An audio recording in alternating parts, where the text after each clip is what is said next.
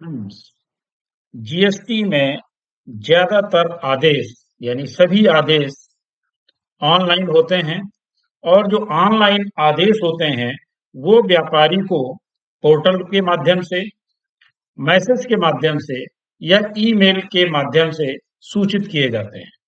लेकिन अभी भी बहुत सा व्यापारी वर्ग ऐसा है जो पोर्टल पे या ईमेल पे इन आदेशों को नहीं देखता है और उसका समय निकल जाता है। तो सरकार ने एक बड़ा फैसला किया है ऐसे आदेशों के संबंध में कि जो आदेश इस तरह से किए गए हैं और जिनकी सूचना व्यापारियों को समय से नहीं मिल पाई है, कुछ व्यापारियों ने उसकी अपील की और कुछ व्यापारियों ने उसकी अपील भी नहीं की है। ऐसी स्थिति में उनके लिए एक बड़ी समस्या खड़ी हो गई है, बहुत ज्यादा उनके ऊपर पेनाल्टी लग रही है। तो सरकार के संज्ञान में जब ऐसे मामले आए तो सरकार ने इसके संबंध में एक बड़ा फैसला किया है, जिसके संबंध में अभी हम लोग चर्चा करने वाले हैं। उससे पहले एक छोटी सी रिक्वेस्ट कि अगर आपने अभी तक हमारा चैनल सब्सक्राइब नहीं किया है तो जरूर सब्सक्राइब करें और बेल आइकन अवश्य प्रेस करें, जिससे हमारे अपलोड होने वाले वीडियो आपको जल्दी से जल्दी मिल सकें। पसंद आए तो लाइक और शेयर करें, जिससे और लोग भी इससे लाभान्वित हो सकें।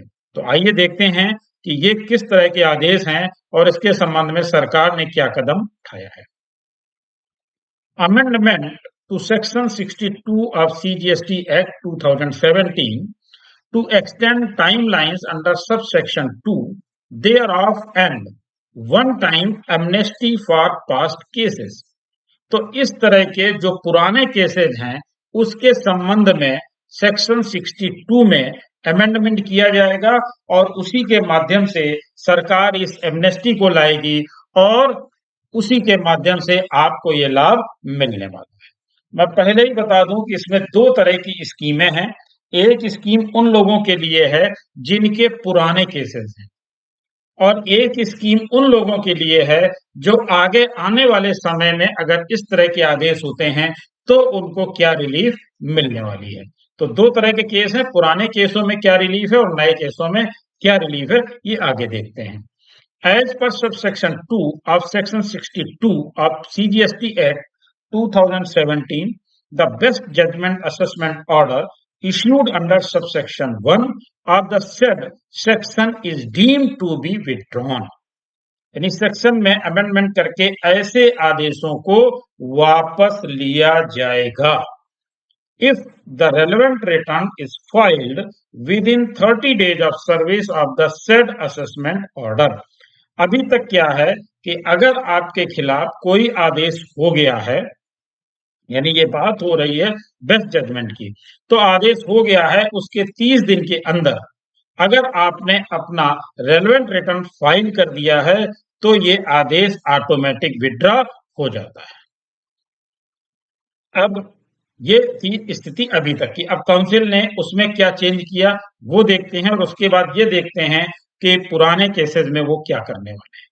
The council recommended to amend section 62 so as to increase the time period for filing of return for enabling deemed withdrawal of such best judgment assessment order from the present 30 days to 60 days।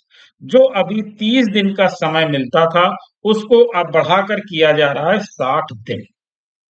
और क्या किया जा रहा है, extendable by another 60 days subject to certain condition.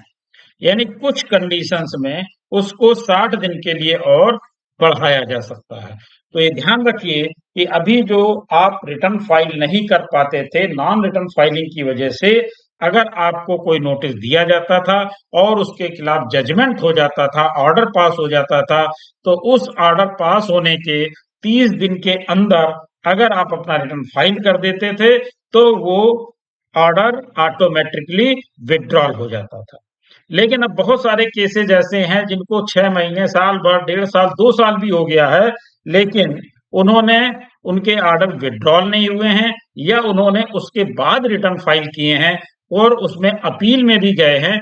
उनके लिए क्या remedy है, तो ये तो प्रेजेंट टाइम के लिए है। आगे जो आपके आने वाले हैं उसमें 30 दिन की जगह 60 दिन मिलेंगे और 60 दिन को भी बढ़ा करके 120 दिन तक किया जा रहा है, जो कि है सर्टेन कंडीशंस में। The council has also recommended to provide an amnesty scheme for conditional deemed withdrawal of assessment order in past cases where the concerned return could not be filed within 30 days of the assessment order. तो assessment order के 30 दिन तक अगर आपने return file नहीं किया था या उनका ऑर्डर विड्रॉल नहीं हुआ था, उस कंडीशन में ये क्या करने वाले हैं, but has been filed along with due interest and late fee up to a specified date। तो देखिए 30 दिन के अंदर आपको फाइल करना था और इसको विड्रॉल होना था, लेकिन अगर आपने 30 दिन तक अपना रिटर्न फाइल नहीं किया है, लेकिन अगर वो एक डेट देंगे यानी स्पेसिफाइड टाइम डिसाइड करेंगे, उस टाइम तक भी अगर आपने इंटरेस्ट और लेट फीस के साथ यानी टैक्स, इंटरेस्ट और लेट फीस के साथ अगर आपने रिटर्न फाइल कर दिया, तो भी आपका जो असेसमेंट ऑर्डर है वो विड्रॉ कर लिया जाएगा। अब इसमें किन किन कंडीशन में है, irrespective of whether appeal has been filed और नॉट।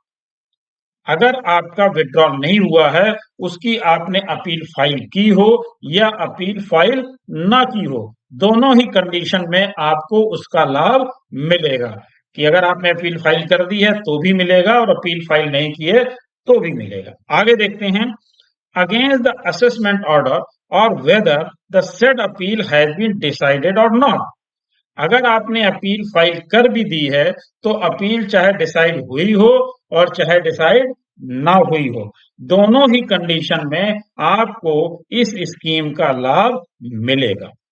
तो एक ये बहुत अच्छी स्कीम है, क्योंकि बहुत सारे केस पेंडिंग हैं जिनकी अपील की भी गई है और अपील नहीं भी की गई है, क्योंकि जब तक उनको सूचना मिलती या रिटर्न फाइल करने की जो टाइमिंग थी वो निकल गई, तो सरकार उनको एक बार फिर से मौका देने जा रही है कि अगर आपने स्पेसिफाइड टाइम तक भी अगर अपना रिटर्न विद टैक्स, इंटरेस्ट और लेट फीस के जमा कर दिया, तो भी आपको इस स्कीम का लाभ दिया जाएगा।